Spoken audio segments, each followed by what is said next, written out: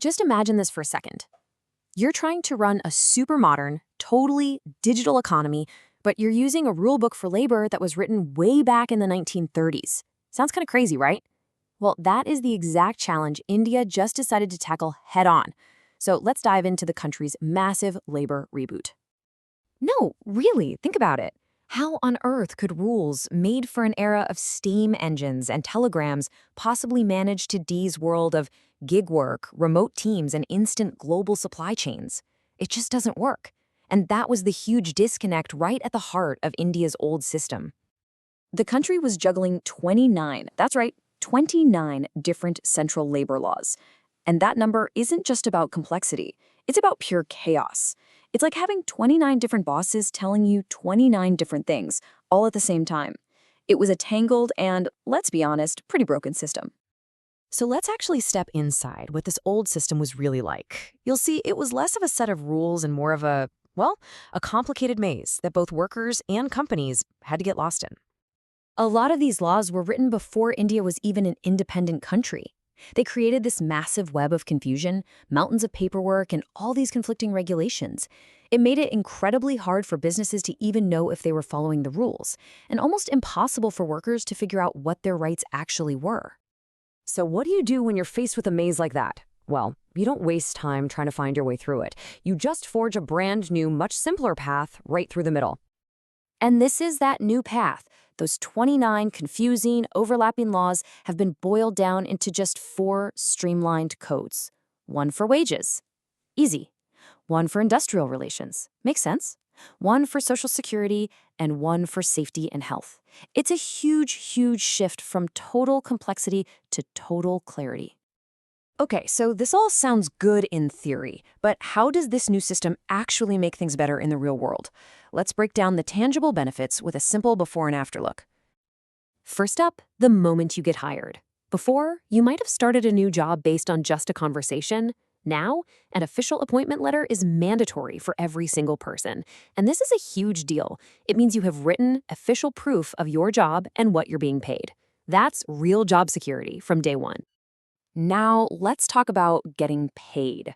It used to be that minimum wage rules only applied to certain jobs, which left a lot of people unprotected. Not anymore. Now it's a legal right for every single worker in the country. This creates a basic level of financial security for literally everyone. And what about a safety net? Social security coverage used to be pretty spotty, but now it's been expanded to cover all workers. And in a really incredible move, this now includes gig workers. Yep, that means the person who delivers your food or drives your cab is now covered. And what about our health? Well, there was never a rule that said employers had to provide preventative care. Now, if you're over 40, your employer is required to give you a free health checkup every single year.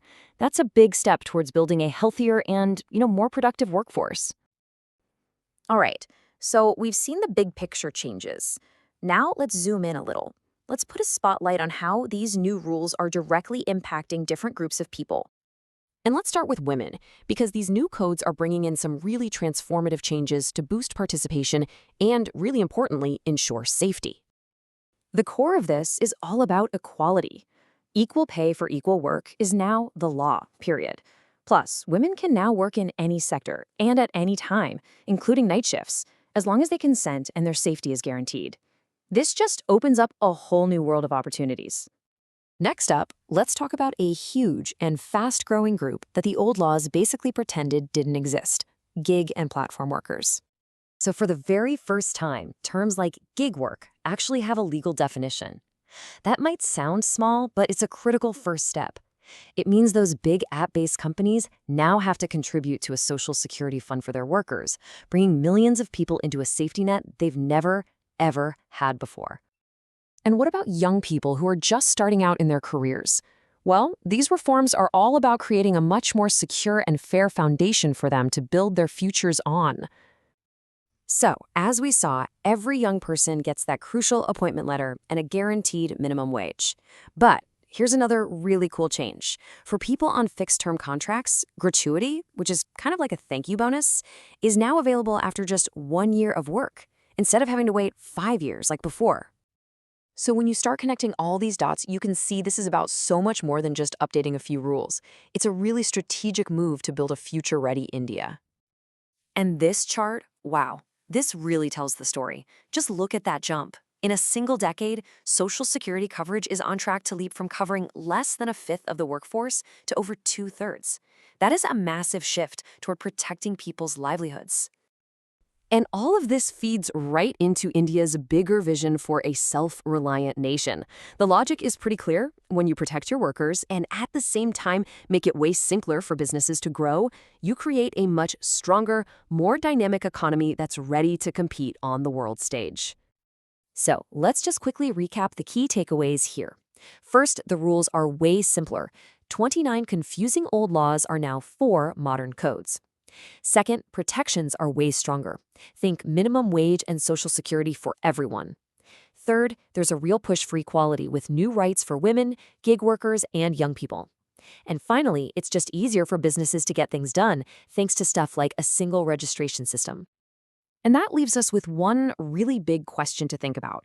When the world's most populous country completely overhauls its labor market like this, creating a more modern, more protected workforce, what kind of ripple effects is that going to have on the entire global economy? Thank you so much for joining today's Explainer. If you found this breakdown interesting, we'd love to hear what you think in the comments below. And of course, for more deep dives on the big global stories, don't forget to like, share, and subscribe to the channel.